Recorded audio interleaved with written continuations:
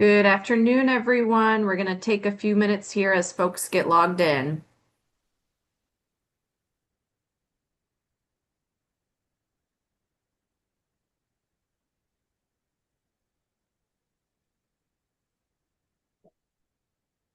Thanks, everyone, for being here. We're going to give it a minute or two as folks get logged in and set up.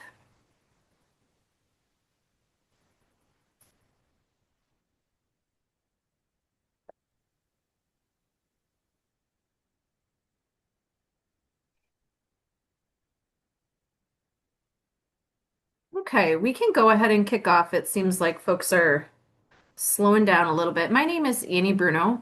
I am a Central and Southern Illinois family advocate at the Arc of Illinois Family Advocate Program. I have with me here my colleague Jaren Olson. Jaren's going to wave. We are just so grateful for Family Matters for the partnership. This is our third of four sessions. We have one final session February 20th, next Friday.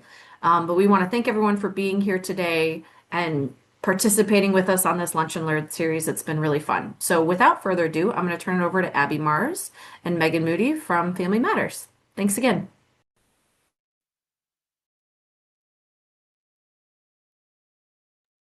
Right, my audio did not want to come back on and cooperate. Um, Abby, I just want to make sure that what you see are the slides. I see the slides. Okay, because that's not what I'm seeing right now. So give me a second. We'll figure that out. Okay. So I'm Megan Moody. We met 2 weeks ago. I'm with Family Matters Parent Training and Information Center, and I'm with my partner in crime again, Abby Mars, who's a transition facilitator at Family Matters. And we're here today to expand on what we talked about 2 weeks ago and dig in a little bit more to charting the LifeCourse tools so that you'll have a little bit more knowledge, working knowledge of what that framework and what those tools are used for, why we have such enthusiasm for those tools, and how they can lend themselves to a better experience in terms of robust transition planning that's really meaningful to your students. So Abby, really quick, I'm going to let you start actually because I cannot get the slides. Oh, never mind. As soon as I think they're not going to cooperate, there they are.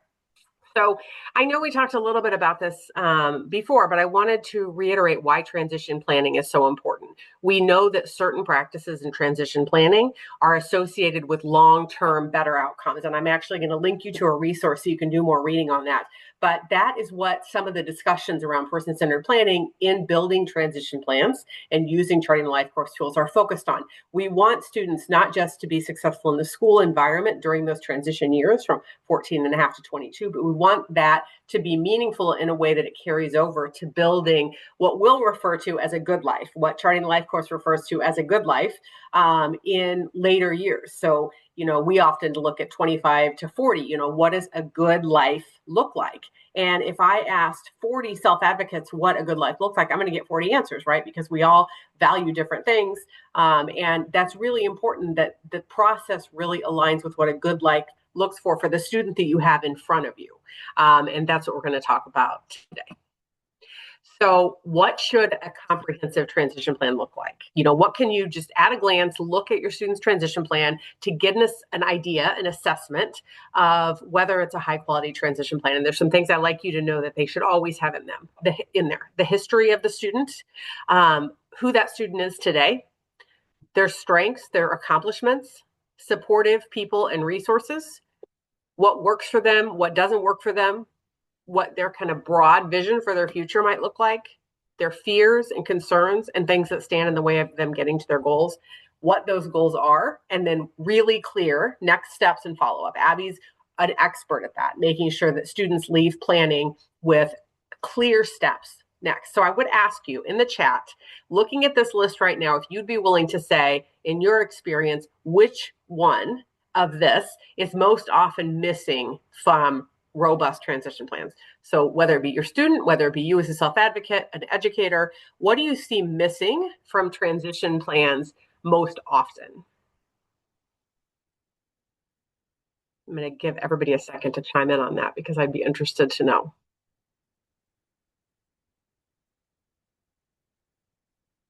Abby, do you want to read a few of those? Because I can't see those while I'm screen sharing. I mean, they're all this, what I preach every day is the next steps and follow-ups seem to miss the most. John says what works best and what doesn't work best, which is extremely important to have in a plan that is going to fit our students' needs. So a lot of resources and next steps, fears and concerns, and a vision for a future. Thank you. That aligns exactly with what Abby and I would have guessed too. And I agree, Dawn. We often don't see what doesn't work. And when the school and the student have put in years of figuring out what is aligned with the student's needs, learning needs, and support needs, if we don't use that for something good, why did we do it? Right. So we want to know, hey, we tried for a couple of years this particular strategy and it didn't work well for the student. You know, the way that their brain is wired just doesn't align well with this support strategy. That needs to be in there, because what we don't want to do is, hey, let's revisit that and try that again for another couple of years. We've already learned that that's not a good strategy. And it can be a real loss to not list some of those things in a transition plan so you can use those in planning. And the other piece of really doing this well is identifying what barriers just generally exist and what we see across the board. We talked that last time about generally transition plans often, especially late transition plans who are in that 18 to 22 age range, focus more on service delivery. Service delivery is critical. We want to know what services students qualify for and how they access those services. But again, one leg of the table. If you just do the one leg, the table falls over. So know your services. We want students to know that. We want educators and families to know that. They need to know the processes, the rules, the timeline, how to fully participate and engage in that service. But again, focus that on, this is only one leg. So we've only filled out that one leg. There's limited family engagement. So sometimes because we're transitioning to adult thinking, we sometimes sideline families prematurely. We want families to fully engage in this process because we know that long-term success is often associated with families being participatory in the transition planning process. So we want it to be student-centered, student-driven, autonomous around student decision-making, but for students who identify their families as key supporters for them, they need to be fully engaged in the process. Narrow definition of success, and what we often think about is, did they complete this program? Did they sign up for this program? Did they get a job? But what we're not looking at is, are they fully participating in their community? What does their relationships look like? What is their quality of life? How does a student define their quality of life? We so rarely ask students about how they feel about their quality of life. And then I made this one yellow because if you know me at all, you know this is the one that I harp on the most. Lack of social connection. We don't spend enough time building out those social networks, and long-term in terms of outcomes and community integration, we know that having relationships matters significantly, and doing whatever we can to improve social capital is important for student outcome. I'll turn it over to you, Abby. So think about how we support our student. So we obviously want to help them, support them by letting them make some decisions. So help them making those decisions and giving them a dignity of risk, making sure that they have the connections, like Megan just said, and exploring possibilities. So educate students frequently and consistently about the transition process. So remember to try our best to leave out huge technical jargon words, abbreviations, acronyms. It's not student-friendly language. Even our most educated students about their IEPs, they're going to be overwhelmed in that moment. So make sure we're using student-friendly and family-friendly language when we talk about transition planning. Focus on the focus on the development of the self-advocacy skills. So that's very important that our students know how their plan supports them and know how to utilize that plan and can express when it's not working for them or what is working good for them. Meet ahead of that transition IEP meeting to explore processes and consider options. Support the student in building the agenda for their own meeting. And follow it. Encourage students to think creatively about who should be able to should be at the table for the transition planning meeting. So I just shared this story. I went into a meeting where everybody was a little tense at the meeting, and we came into the table and you had that feeling, right? And we opened the meeting by stating that my name is Abby Mars. I am a transition facilitator from Family Matters, and what I like about about Johnny is? And I said, Johnny is super funny. And he really told me a lot of jokes during our meeting together. So just changing that, first 5 minutes of the meeting changes the whole atmosphere of the meeting. So, and it also let Johnny know at the table who everybody was and why they were there. Some of the people at the table Johnny might have never met before, like a representative from another service agency, or maybe the school principal's there. So Johnny's automatically thinking, I'm in trouble for something. So doing that, just changing the tone of the meeting, can be really successful for Johnny. And then it's going to help him feel like, yes, this meeting is about me and I can be successful in this meeting to advocate. Oh, sorry, I tried to change my own slide. Well, one more back. There we go. So what is charting the life course? So if you've met me for more than 2 seconds, I've said charting the life course 28 times because I live, eat, and breathe charting the life course. So charting the life course is a person-centered framework that was developed by the University of Missouri, Kansas City, and it was developed by families for families. And it helps individuals with disabilities or individuals without disabilities and their families envision a good life and identify supports that are needed to get there. So you are these tools within this framework are going to help your students see what a good life is, because working with educators, working with students, you go into meetings a lot and you sit down and you say, what kind of job do you want to have? I don't know. Where are you going to school? I don't know. Like, that's hard to work with, right? But when we use this framework and we use these tools, it helps our students realize, oh yeah, I want to do this. And I really like when I get to go volunteer here, and it helps them realize what their good life can look like. So unlike traditional service plan models and approaches, it recognizes the meaningful life. It includes the relationships, community participation, and personal fulfillment of the student, not just their professional services. So it puts the individual and the family at the center of those conversations. So please put one thing that you believe is critical for a good life in the chat. So think about you as a person, not maybe the student that you're serving, but you as a person. What is one thing that is critical about a good life for you?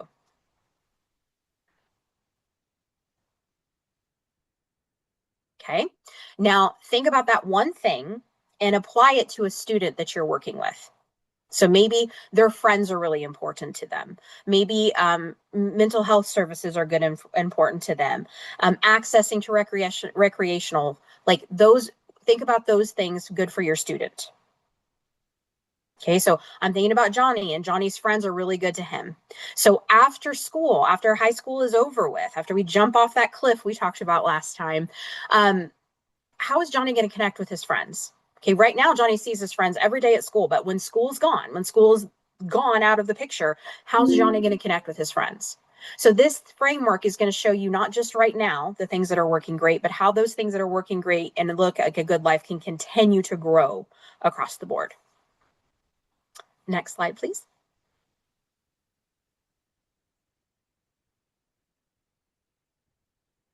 So the core principles of person-centered planning based on charting the life course framework is the person leads the conversation. So again, I am fully aware, working with teenagers every single day, that when you go into a meeting or you sit down with them, sometimes is, I don't know. Like they're struggling to get you some feedback, but we got to look between those lines and think outside the box. So the individual's dreams, their preferences, and their goals drive the planning decisions, not what's convenient or traditionally available.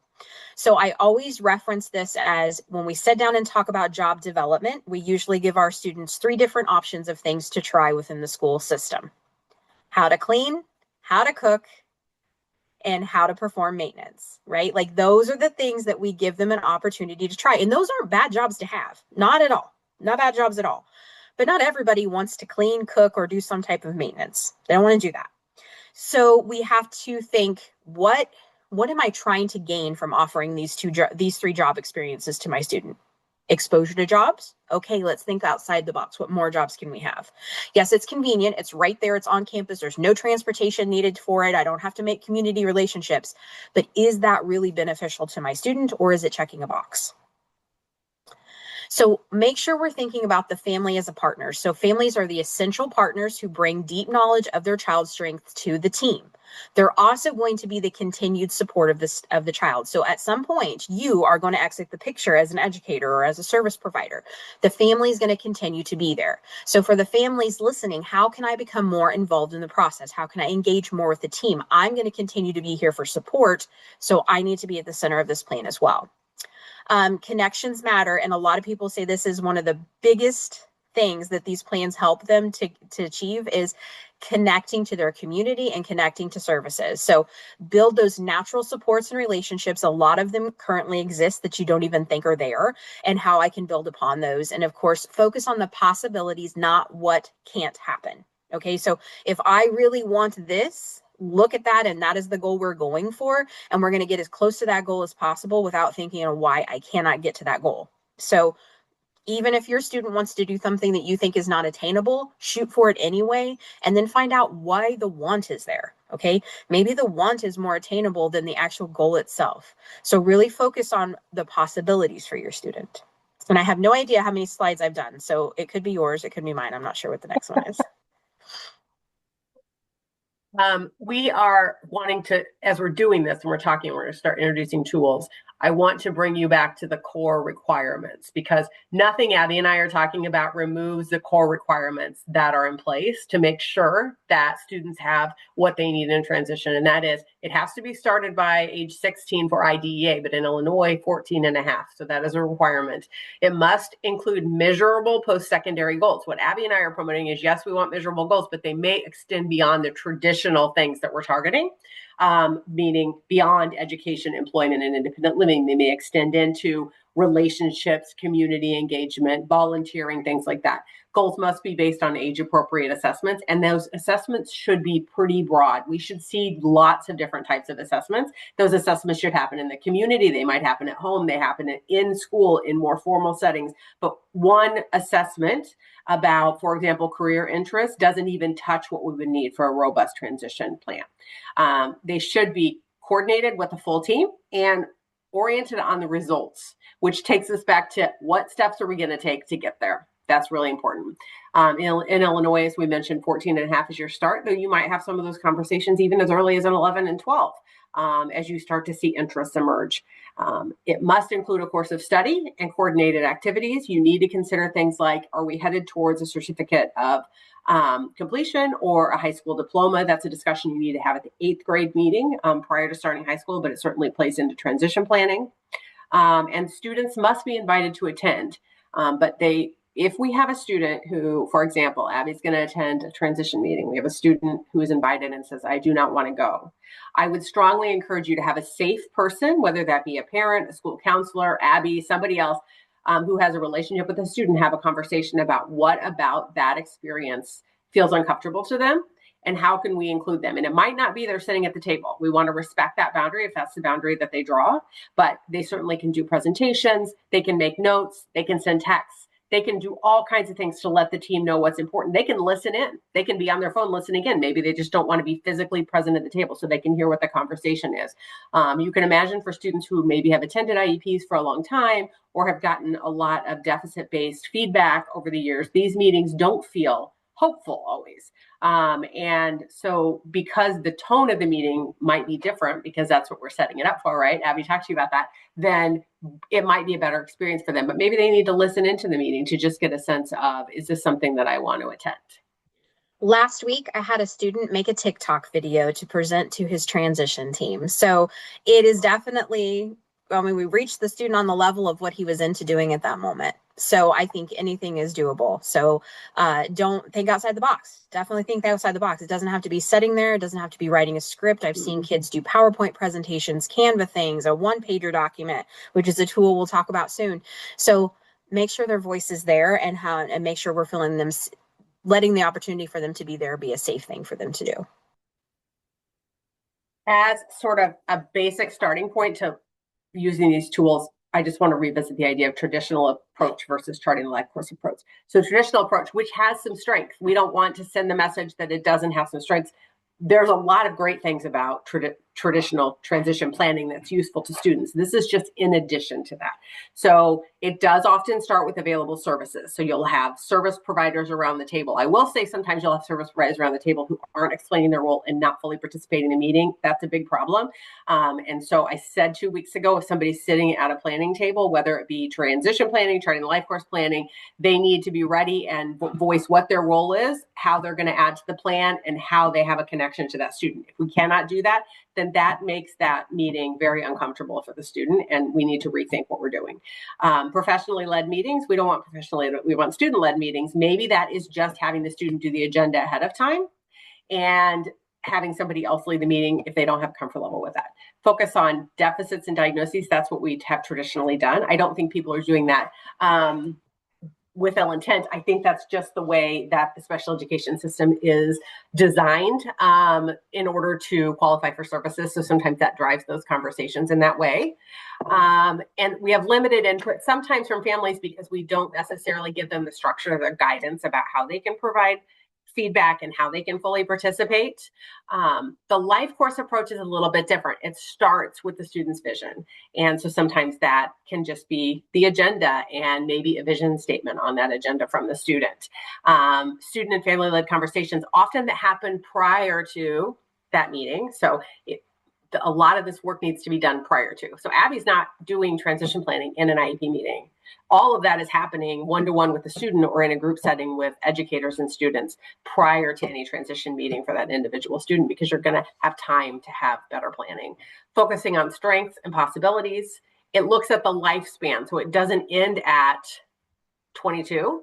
The outcomes don't end, the data doesn't end at 22. We're looking for quality of life over time.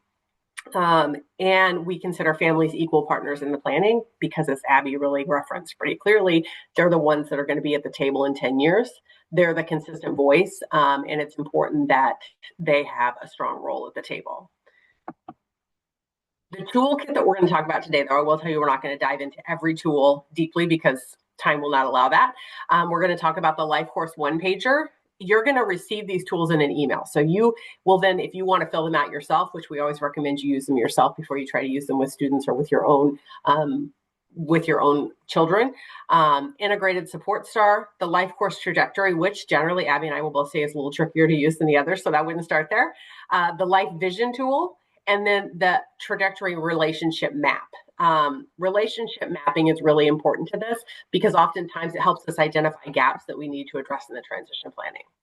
With this, I'm going to turn it over because I know this is Abby's favorite tool to talk about the one-pager and what that looks like in use. So before I move on to this slide, I don't normally address questions while we're talking, but this one has seemed very important. And that is, my student is past the transition years. They have exited high school. Can these principles and tools be applied to their next steps in life? And absolutely. Just like a charting life course plan doesn't replace an IEP or a transition plan, it wouldn't replace a discovery tool used by your independent service coordination either, but it could help to influence it to be more person-centered. So I've personally done that with my own young adult child. I can't call him a child anymore. And it helped bring it more into what he wanted for his life and what we wanted for his life as a family. So just to answer that. But as Megan said, this tool right here is top notch. Okay. Lots of different charting life course ambassadors have taken this tool and framed it into what works best for their services that they provide families. I tend to use the one that's straight from the Nexus team, but this particular page can be added to an IEP document. It can be added to a discovery tool, or in my son's case, it can be attached to a QR code and roar around his neck on a piece of paper. Okay. He's a non-speaking individual, and if he needs to communicate something, this one-pager tool can be scanned by a phone, and then it can be picked up. So in his case, it was scanned by first responders responding in an emergency. Then they helped to save his life based on the information in this one-pager tool. So this single page visualizes and shows 5 life domains. So it can be used across all spans: their daily life, their community living, their safety and security, their health, their social and spirituality. We use it as a conversation starter. So we're going to put in here what do people like about Abby, and I might say, well, people like that I'm a good public speaker, or people like that I'm kind-hearted and try try to see things from their perspective. And I will add these things here, and we'll move down into the what's important to me. So what's important to me would be my family, my job, my friends, and again, what works best for me. And I would explain what supports work best for me. So think about a situation that you're approaching. Maybe you're trying to get a new job. Maybe you're trying to make new friends. The information in this one pager is going to help people get a full perspective of who you are as a person. So imagine entering a PUNS meeting or a IEP meeting, and you have never met this student before. All you know is what's in that IEP. You're not getting a whole vision of who this person is. And one of the best things imaginable about this one pager is the fact that the student or the person gets to pick a picture of themselves and put it in here. So think about it as your profile picture on Facebook or Instagram if you do social media. Usually that picture describes you. It's a picture that you like about yourself. Maybe you feel like you look pretty in there, or you look funny in there. Maybe you're at your favorite beach or your favorite restaurant. And the picture itself has personality. So when you integrate that picture into this tool, then people get a different, then they can vision you as a person. So in my son's case, he picked his own picture. I was not like 100% liking the direction he was going with this picture, but he picked a picture of himself in his favorite Halloween costume, which just happens to be a purple velvet suit with a great big hat and glasses. And it's funny, and he looks funny in it. So people are able to grab that about him from that picture. This is a funny guy. So we're going to try to watch this video and show a little bit how Seth uses his one pager to find a job that Seth wants to have.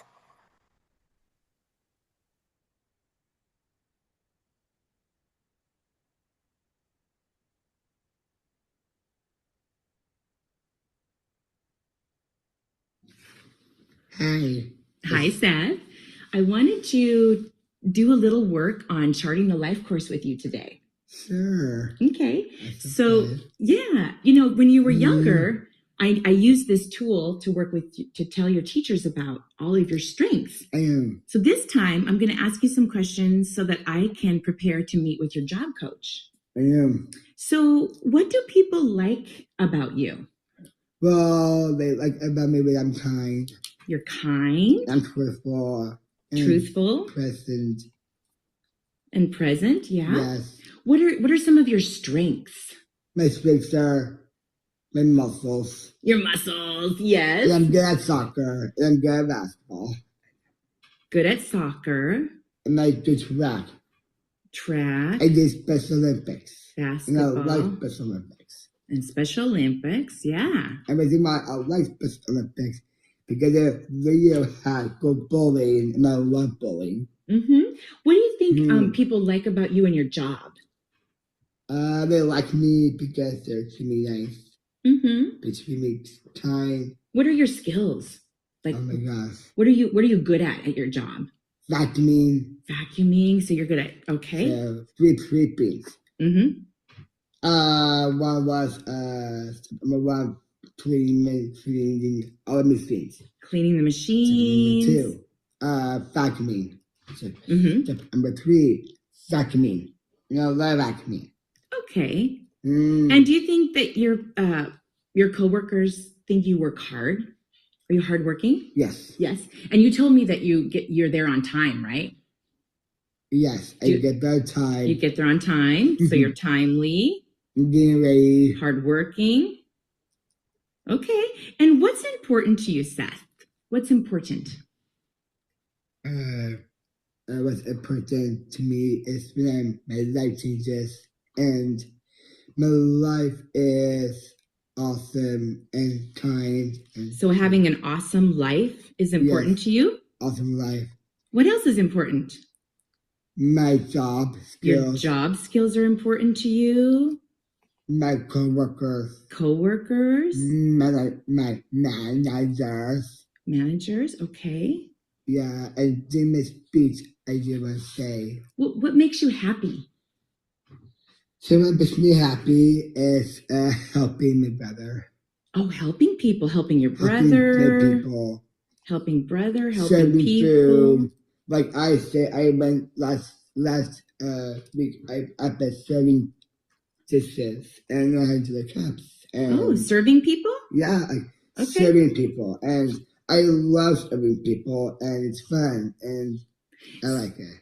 Okay, and what do you need for support? What do you need to help you do your best in life? Well, what I do in life is I build my own life. Yeah, so what support, what help do you need to do that? I might need Nathan's help. Nathan, your job coach. So you might need a job coach's help. Yes. Like, I don't like to be alone. You don't like to be alone. That's important to know. Okay, don't like to be alone. So you need people. So you need people around you. I do. Okay. And I'm dreaming about it. Okay. One more thing. What else? What other support do you need? My dreams can be maybe support, like the Rise people, like the Rise. Oh, Rise from Melissa Burnett Center? Yeah, but got Rise. And okay. Support by helping people and then Betsy Table is helping me do.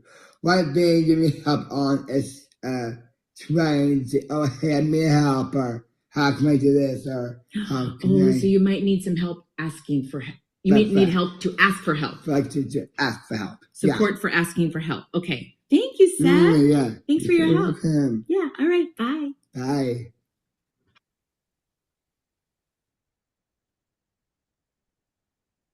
Okay. Did we jump back? Yeah. Yes, we're back. So you can tell with Seth when he's filling out his one pager, if he's working with his job coach, Nathan, and Nathan's thinking, maybe we should, there's an opening where Seth works, and maybe we should move Seth to this opening. It's a nighttime position at the front desk in a hotel, maybe. And would that be a good fit for Seth based on his one pager tool? And you can put yes or no in the chat if you want to. So Nathan is working with Seth. He's thinking about moving Seth to a nighttime position at the hotel that he currently works as, at the front end of the desk. Okay, and no, we're all saying no. So he doesn't like to be alone. So if you've ever been in a hotel at nighttime, you're alone, right?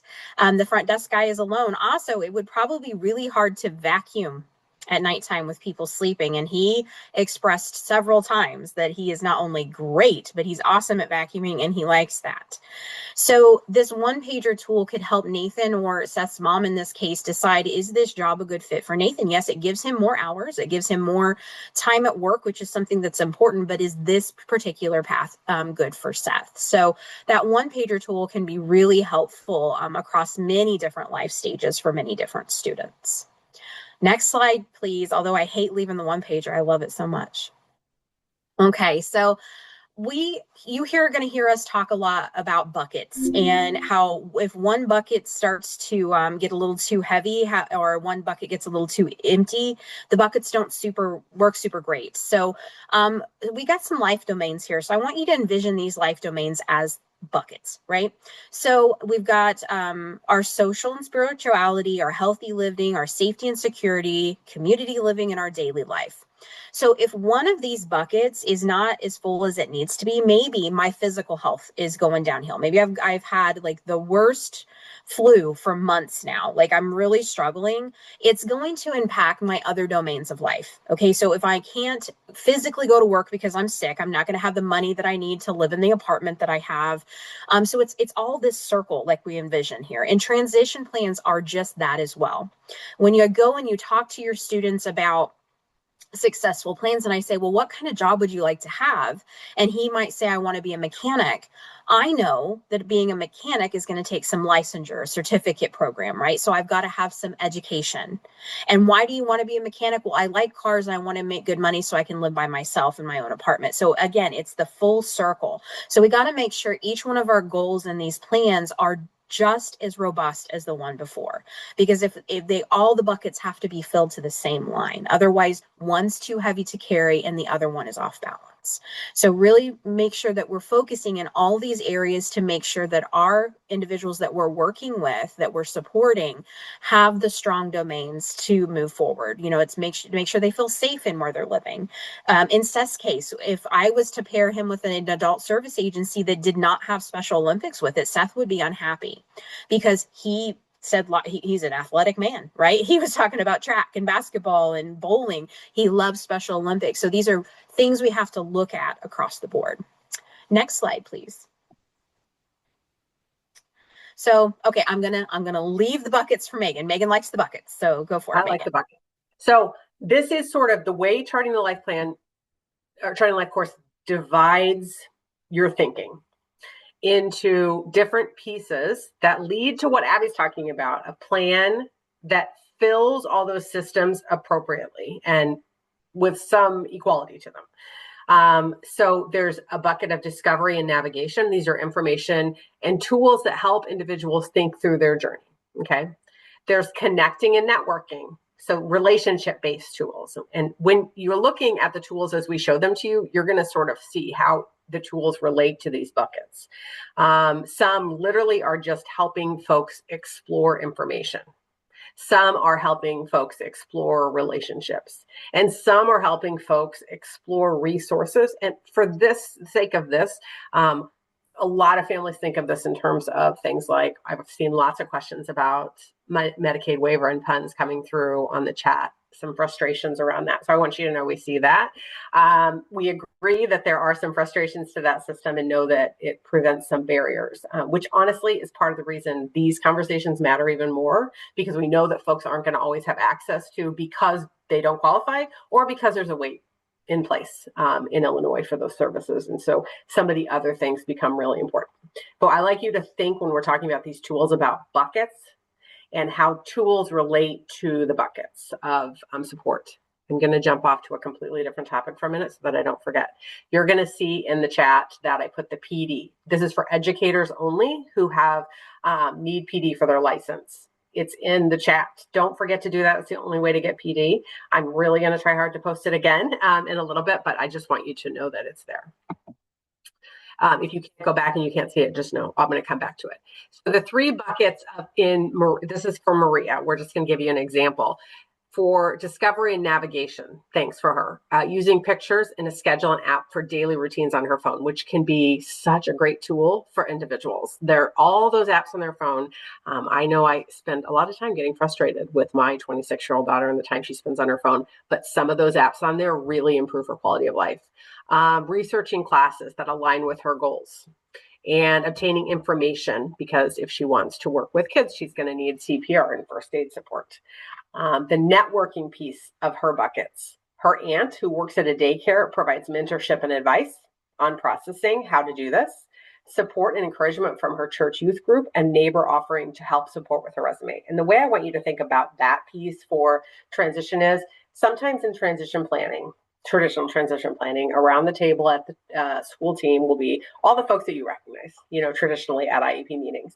What we don't often see present is the neighbor down the street who runs the community theater for a student who has great interest in working behind the scenes at the theater, or the man who owns the grocery store for the individual who has a lot of interest in working in retail. Those are the community connections you're trying to build. You have to think beyond who you see traditionally at that team, and you've got to bring people in who have the skills and knowledge and connections in the community to help this individual navigate those goals and interests.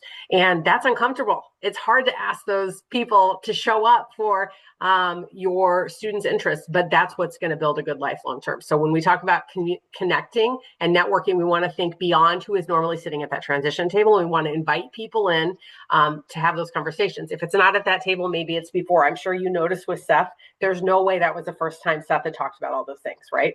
Seth had clearly been participating in prepping for conversations about his future for some time and knows how to articulate his goals, his strengths, what he likes, what he doesn't like, all the things that Abby works with students on very regularly. Because then when we sit down and start developing a plan, he's able to really participate in that. And that's really important. And then goods and services. So receiving support from a job coach for Maria will be important. She'll do that through DRS, vocational rehabilitation services. She's going to enroll in classes at the local college. So she's going to want to tap into supports and accommodations through the disability support office at that college. And you're going to want to make sure that she has connections there. And then she's going to figure out how to complete the CPR and first aid certification so that she can work with children. And that is in line with her goal. This is my favorite tool. It's the integrated support star. And the reason is I think it brings up some good conversations for individuals across the lifespan. And so I would encourage you, I said we're going to send these tools to you. I'd encourage you to do at least the one pager and the integrated support star. And what this focuses on, pretty easy to see: personal strengths and assets, relationships, what is eligibility specifics when we talk about PUNS, DRS home services, SSI, Medicaid, things like that. We're talking about eligibility specific services, community-based services. So that could be things like my daughter and I went to a sound bath the other night at the public library, things like that. And she really got a kick out of that. It was a new thing for us. It might be taking part in a special recreation course that's not included in an eligibility-based service. And then technology, because as I've talked before, the apps and all the things that both drive us crazy can also really support us. And so how does that individual use technology to support their daily life and their independence and their safety and their access to services and supports like banking and making reservations and getting information, Googling, things like that? How are they using technology? And if there are there gaps in that we could help support? And so you're really just filling out a basic summary of an individual within that. So it's a visual tool that maps out all of those areas.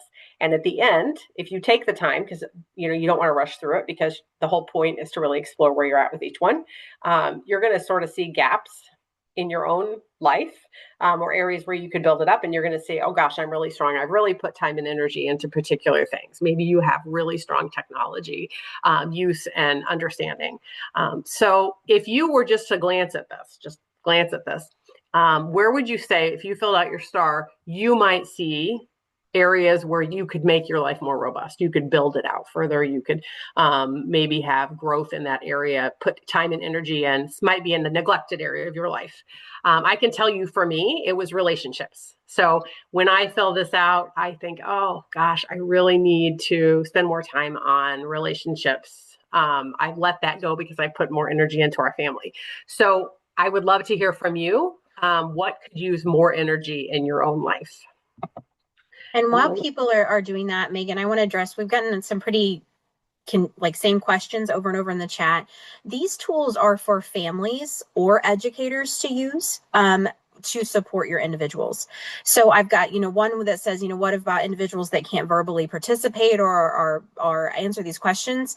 Well, you're going to help them to answer these by the observations that you do, the type of behaviors and communication they give you about certain topics. So this isn't a legal form. It's not, it's a planning tool that you're going to use with your family to support your individual.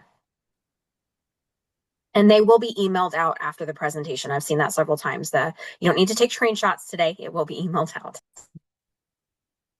And really, I will say, Abby and I've had this conversation because we've both taken different paths sort of in learning these tools and being exposed to them and using them. You will not feel comfortable with these tools right from the get-go. It just doesn't work like that. You're going to have to do the tools numerous times. You're going to have to explore them. You're probably going to want to watch some videos on the Charting the Life course to see other people using them before you feel like, yeah, I can see where that's going to fit into my student's transition plan. I can see why that's going to help us have a good conversation. But it will eventually become a really great resource for you to drive conversation in a better way. This is the Charting the Life course trajectory. This is the one both Abby and I are like, oh, this one's tricky. And this is because it forces you to think long-term. This is one that doesn't allow you to sort of dig into like goals over the next year. It's going to look at building a quality of life long-term for that individual. And it also looks at what do they want to avoid to essentially fall off that trajectory. They don't want something significant that they try to avoid. For Seth, that would be spending time alone. That would sort of cause him to fall off his trajectory. So this is a great tool that can look at things like employment, community living. You can use it for early childhood planning, because that's something Abby and I don't spend a lot of time with because we often don't have families contacting us that early, but you can use it in terms of making educational decisions for students who have disabilities who are a lot younger. So really you have to just think creatively about how these tools are not just for students with disabilities or individuals with disabilities. These are for anyone. There's organizations that use these tools just for planning how their organization is going to evolve over time and supporting their employees. There's lots of different ways to use these. And so don't feel hemmed in that you can only use them for certain folks or certain situations.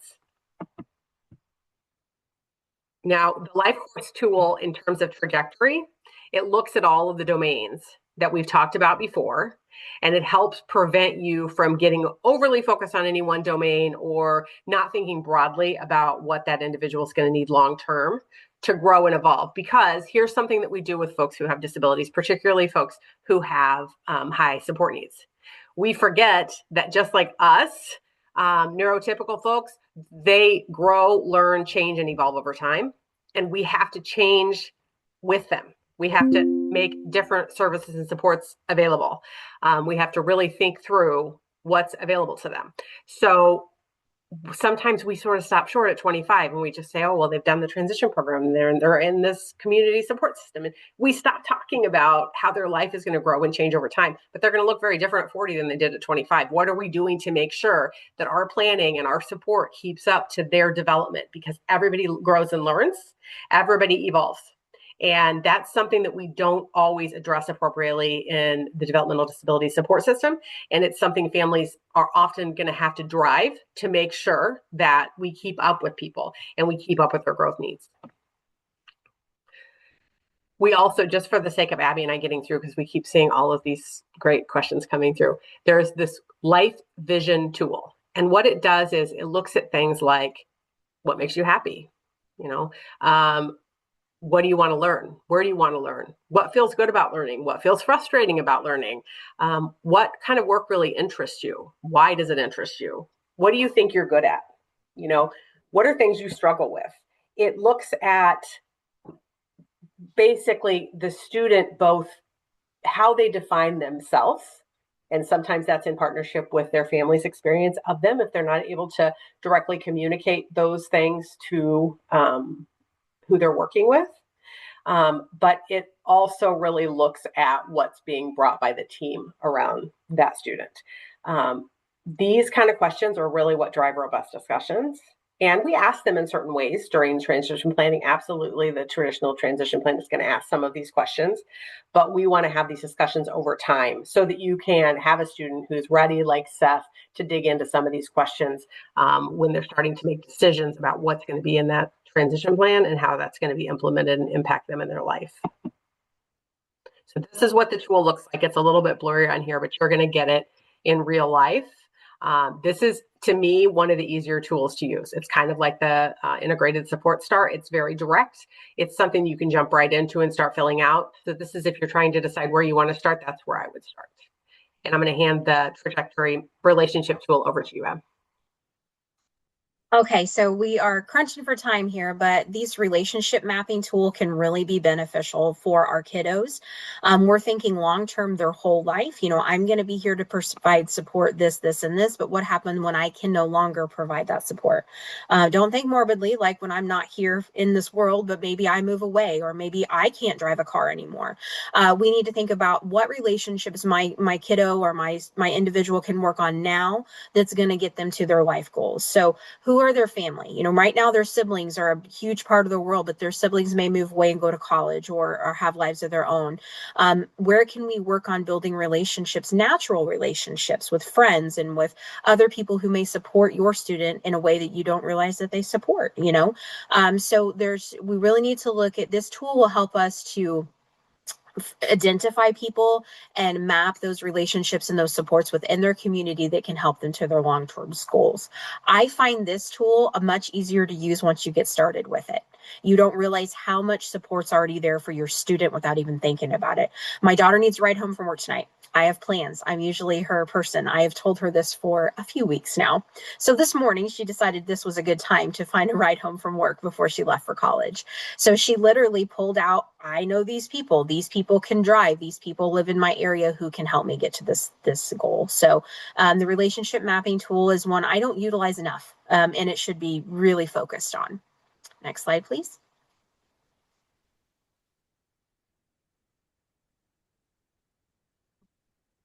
So this is a little bit of what that tool looks like. So you can see it's pretty easy to use. You're going to go to the area and write down who that person has in their life right now, who they could have in their life in the future, and how that service will look. So it starts by mapping who is already in the student's life and goes on to who's going to be there in the future. So this is a great tool to have.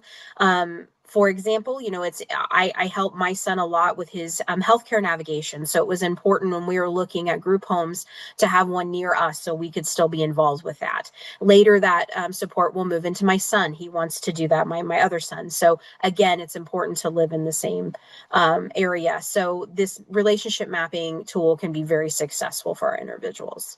Next slide, please.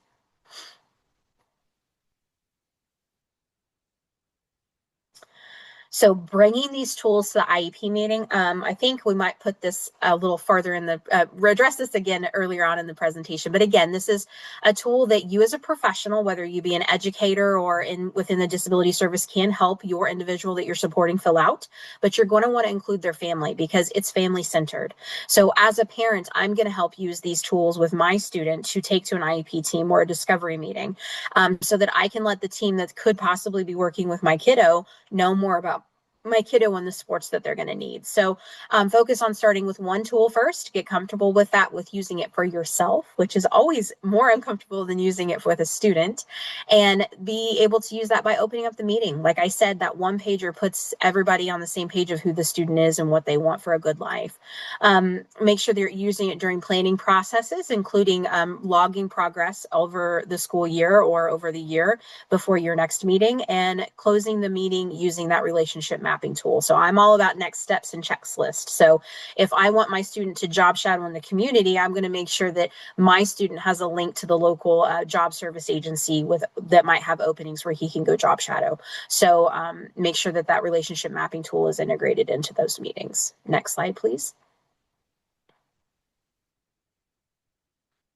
So let's talk about Jamal. So the traditional plan, Jamal's IEP focused on his autism diagnosis and academic deficits. Meetings discuss possible day programs in the future for him. No direct path on how to find one, though. And we all know, I see all the comments, all know that those are hard to find, right? Goals centered on more compliance and following directions. His family felt talked at and not listened to at the meeting. So Jamal wasn't truly engaged either. But when we tried the LifeCourse approach, we used the tools, and Jamal shared that he has a love for animals and an interest in veterinary work. And he shared that in maybe that we know he watches a lot of YouTube videos about animals, or maybe he used his words in some way. The team used support. The support had started to identify that Jamal's uncle's a veterinarian, so no wonder he likes animals, right? And that's a natural support. So with that relationship mapping tool, we were able to unveil some opportunities through 4-H and the local animal shelter and volunteering. So his transition plan now includes community college courses as a possibility, job shadowing at the clinic, and building a network of peers who share the same interests. So those are two very different plans, right? One is very Jamal centered. Next slide, please.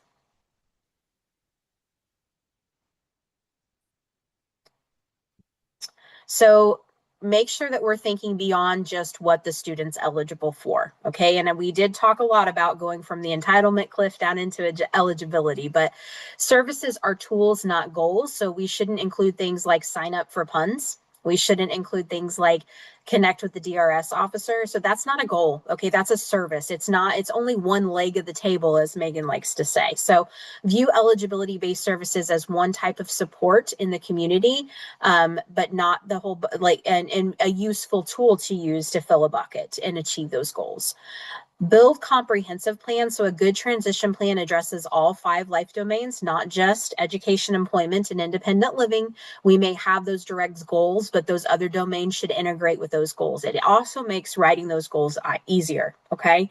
So make sure they're well-rounded and have support, and emphasize those natural supports. So like with Jamal, oh, his uncle's a veterinarian. Why aren't we utilizing and jumping on this? I don't know how many times in an IEP meeting, sometimes the answer we've been digging for has been right in front of our face the whole time because we didn't think about a natural way to do things. So relationships, community connections, and personal strengths often provide more meaningful, lasting support than services alone. So don't just think about what's Jamal's eligible for, but what he can have instead. Your slide, Megan. Thank you. I want to address something Abby just said about the veterinarian uncle.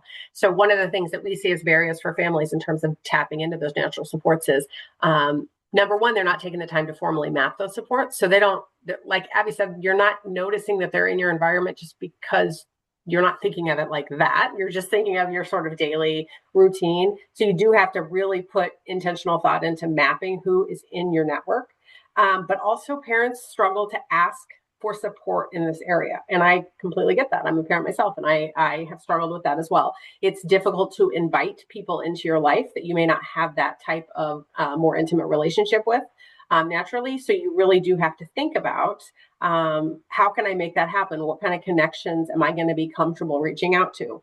And that is part of this process. And it's not always a comfortable part of the process, but it certainly does mean that maybe you're going to invite 6 people in that are connected to different areas of interest for your student who you don't traditionally have close relationships with. Maybe 3 of those folks are going to say, yeah, you know what, I'd be happy to come over and have a kitchen table conversation about your students' interests and what we have going, and see if there's any opportunities or connections I could help them make.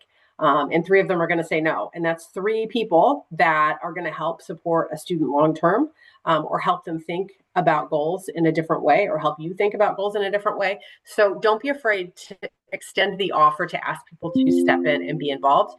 But I want to be fair to say that it can be uncomfortable to do that. So what we know, there are certain barriers that we hear from families over and over again about the process as a whole. And that is low expectations. And we see that all the time, and we definitely see that moving into adulthood. And part of what drives low expectations is we just jump immediately to eligibility-based services. And we don't think more broadly about the term that we talked about earlier, a good life, and what that looks like, and goals and hopes and dreams. We just sort of look at what is in our community, what other students have done in the past, and then we try to fit students into those services, whether that be a day program, whether that be a SILA, whether that be other Medicaid waiver services. Some of those might be a great fit. You don't want to dismiss those, but we need to be thinking far more broadly about what fits a student's needs. And sometimes that starts with us changing our expectations about what's possible for a student. Siloed thinking. So again, just thinking in those buckets around what's available in our community and what we have traditionally done, instead of building new relationships and new networks that align with that student's unique needs. And sometimes it's really just thinking about like how, let's say you have a student who's really into agriculture, cows and farming. Well, how do you have that built into your transition process? You don't have a community day program that focuses on those things, let's say, in your community, which most wouldn't. Do we just ignore that interest and we don't pursue it? And because it's not in front of us. It really does require us doing the groundwork to make those relationships start to develop. And that is hard. And that often requires a lot of work by families. But that's how this gets done. Family exclusion, really just doing the same thing at the transition table, because we're really wanting to meet the needs of what the requirements are for the transition process, which is important. Somebody asked earlier, Anna, you asked about how do I know if a transition process is robust? Go back to like the second slide, and I want to know that your transition plan has those things in it. And again, what we're doing and having these conversations does not replace a transition plan in any way. All of those things have to happen. This is just in addition to improve the conversation, improve the goal setting, make it more aligned with students' unique needs, not just meeting the requirements on paper of what a transition plan has to be.